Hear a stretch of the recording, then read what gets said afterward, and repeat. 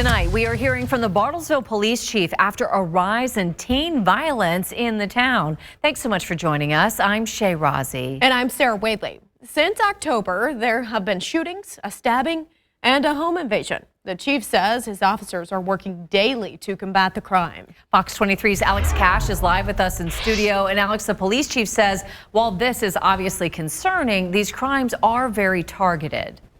That's right. The police chief says violent crime isn't usual for Bartlesville, but he says he wants people to know that most of these crimes involve a group of young people that actually know each other.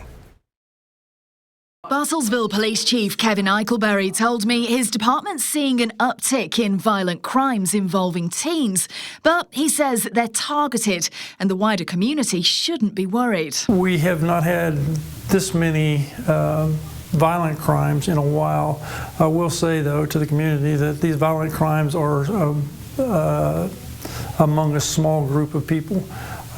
Most of them know each other. Back in October, police say 7 young people, some armed, beat and robbed another young person in a home invasion at a property on Windsor Way on the south side of the city. One juvenile is charged in connection with that crime. Then police say near the same house over the Thanksgiving weekend, an 18-year-old man was shot in the jaw and a 15-year-old boy arrested. The suspect's dad was also arrested for illegally having a gun as a felon. Over on the west side of the town earlier this month, 16-year-old Marcus Scott was shot and killed. This memorial now sits at the side of Highway 60 where his body was found. A 20-year-old man is facing a murder charge in connection with his death. And then on Monday, police arrested another 15-year-old boy accused of stabbing a 45-year-old man in this area near 16th and Johnston. We worry anytime there's bullets flying. We worry where they might end up, if some innocent person might get injured or killed.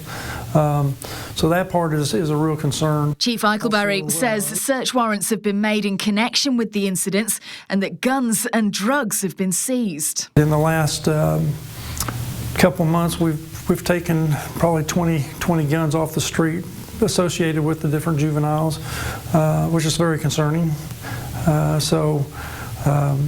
And that's ongoing as well, trying to figure out where those guns came from and who owned them first.